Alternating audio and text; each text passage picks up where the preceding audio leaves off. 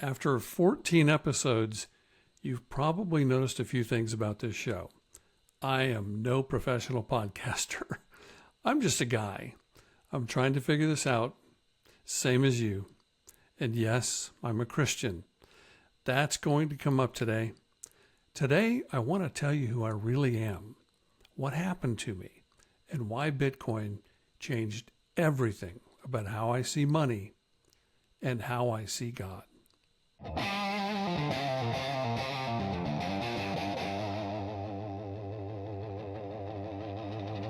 Welcome, seekers. This is a different kind of episode. After 14 episodes, as I mentioned, it's time I introduce myself properly. This is about my relationship with money. It's about faith, and it's about why I started this show. If you're a seeker, someone seeking to live a life more God-pleasing, and one seeking to understand and use money correctly, then this one is for you. Before we go any further, just a quick word about our sponsor, hodlandtees.org. It's Bitcoin merch that doesn't scream anything. Feel free to use the promo code WELCOME10 for 10% off your first purchase. Check it out when you're ready. So, you've noticed I'm a Christian. You've noticed I talk about stewardship. You've noticed I'm no expert. I'm just a guy learning out loud. Today, I want to tell you my story, how money ruled my life, how I lost it, how Bitcoin helped me to find something better. This is the HodlBoomer origin story. It's about me. It's about how unknowingly I spent my life chasing money. Little background, I was the first in my family to ever graduate from college. My Dad, worked really hard. He earned a good middle income. He provided well. He made sure that my brother, my sister, and I had everything we needed, and we had a good life. Because of a series of events that occurred, I equated earning money with earning my dad's respect. I bounced around for quite a while. I worked in radio as an on-air personality, but then I pretty quickly figured out I like to eat. So I moved into marketing and sales. I sold various business interests and franchise opportunities. I was really early in satellite television. I sold oil leases.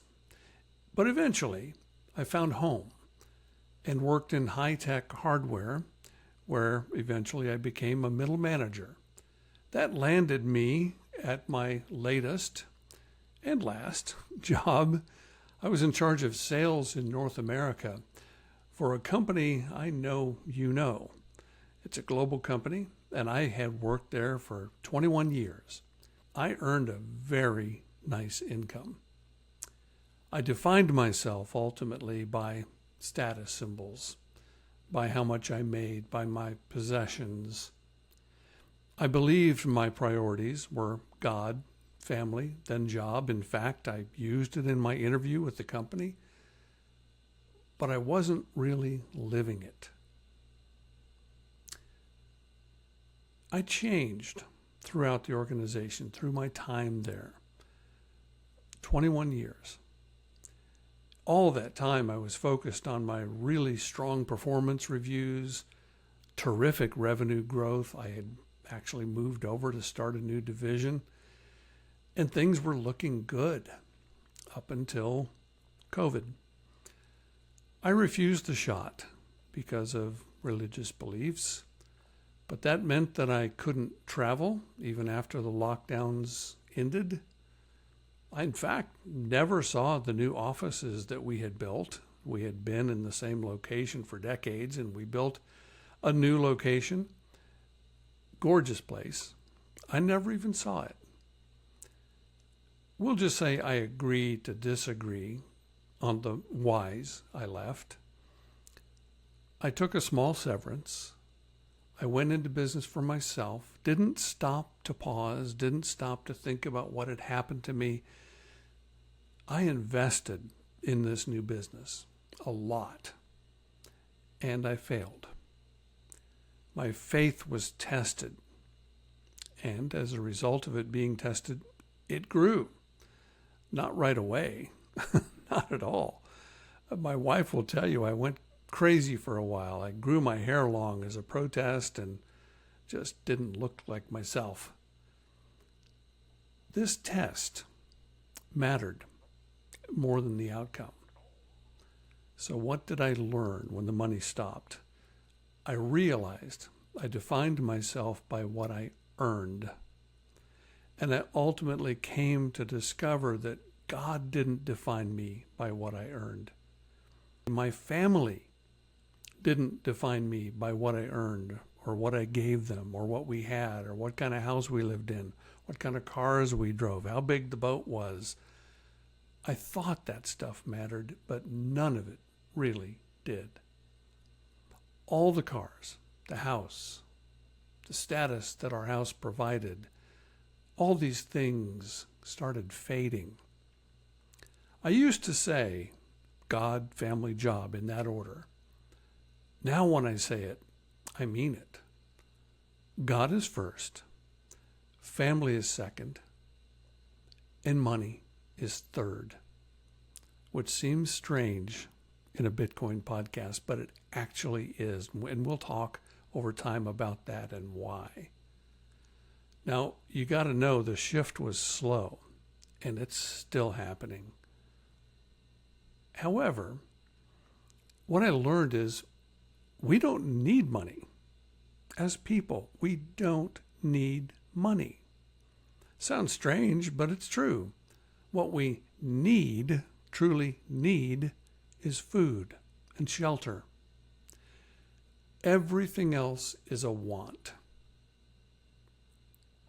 The fiat system distorts that view and makes us believe that we need more than the guy next door. We need bigger house, more cars. Gosh, when I think about the house I grew up in compared to what we live in today, I am absolutely amazed that we live in as much as we live in. I discovered that we sure don't need debt. Debt is awful. Money, it's simply a way to account for your energy, your effort, and the skill you put forward to make the world a better place and what you return, what is returned to you for that.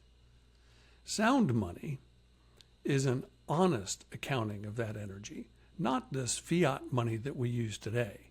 It's corrupt. If you stuck with us through our review of The Creature from Jekyll Island, you know how corrupt this stuff is. In simple language, the plain truth is that solid money is important to God. Not because of what it is or what it will do, but because it needs to be fair to every human being on earth. Equal weights and measures. That's important to God. It's mentioned in the Bible. So why is Bitcoin this kind of sound money that I'm speaking of? Well, there's nobody in charge of it. There is literally no central authority controlling it. Now, there's a lot of FUD out there about, maybe it was built by the CIA or whatever. The truth is that as it sits, no central authority controls it. Nodes control it. Individually owned nodes. I have one. Lots of people have nodes, and they all carry the same blockchain. What that means is self-custody, meaning owning your Bitcoin yourself, is freedom and its independence. Only 21 million Bitcoin will ever be mined. 20 million have already been mined. And it's all mined as a proof of work. Miners must solve complex problems in order to earn Bitcoin. very specialized machines working really hard, earning Bitcoin every single day. Think of that and compare it to fiat dollars. They're printed at will. How are we going to pay back all of our debt? Well, the big print, it's coming. They're going to print money. And what that means is the dollars you own are devalued. Bitcoin, as an alternative, is immutable. Once confirmed on the blockchain, the transactions are permanent. There's no 2% inflation boiled into it. There's no people that are closer to the Bitcoin that have an advantage over people that are not close to the Bitcoin. Doesn't matter if you're one person or if you're Michael Saylor. It works the same way. The Bitcoin that is held in personal custody works the same way. What that means is it's trustless, it's permissionless, and it's anonymous. All of these attributes occur to Bitcoin because of the original design of the Bitcoin. Bitcoin doesn't care what color your skin is or what God you worship. It really doesn't care. It doesn't care if you're a good guy or a bad guy. It doesn't care if you want Bitcoin to pay the toll in the Strait of Hormuz. It doesn't care if you want to use Bitcoin to help your faith community grow. It just doesn't care. And honestly, that works for me in my faith. And I hope to share with you how I intend to do it. Faith and sound money leads to good stewardship. One more quick point. If you made it through The Creature from Jekyll Island, and I know that was tough for a lot of you, but you know that dollars and other fiat currencies have been used throughout time to create wars. And the money supports people on either side. The important thing for the people in power is that people stay at war. Sound familiar? So let me reflect on what we've talked about and how this podcast is changing a little bit, and I think for the better. I'm a seeker. I'm seeking a tighter relationship with God first. I won't succeed.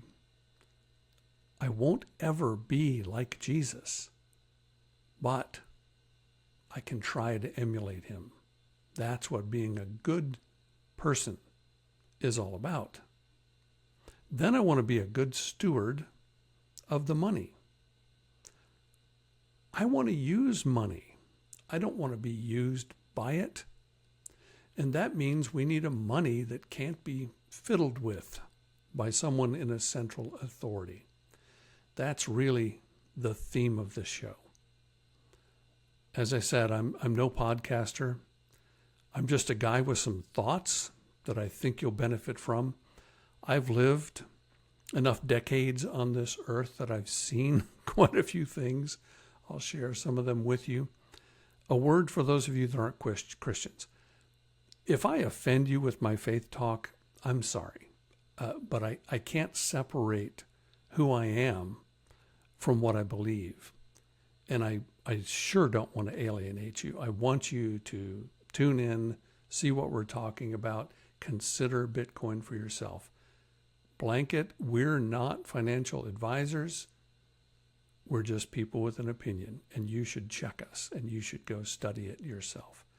If you're not a Christian, by all means, feel free to tune in, walk with us. I want to walk with you. This is the mission of this podcast, to serve seekers. The next episode, we'll dig a little bit deeper into some practical steps on how to start stacking sats, what self-custody actually means, how to talk with your family about Bitcoin when they go, You're crazy. That's just magic internet money. Well, it's well beyond that now, as our vice president has recently said. And you can follow us on Apple Podcasts, on Spotify, on YouTube at HodlBoomer. One more quick plug for the thing that supports this. Our website, hodlandtees.org. Please use Welcome 10 for 10% off your first purchase. I'm going to sign off this way. Stack Sats, where the message keeps seeking after truth, and we love you. See you next time.